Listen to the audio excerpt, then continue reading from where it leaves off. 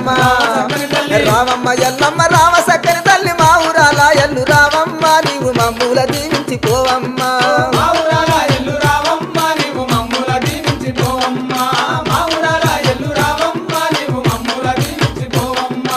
అద్దాల మేడలో అందంగా ఉండవు గడ్డ పీట మీద ఘనంగా ఉండవు మందిని చుట్టల్ల దండాలు పెడుతుంటే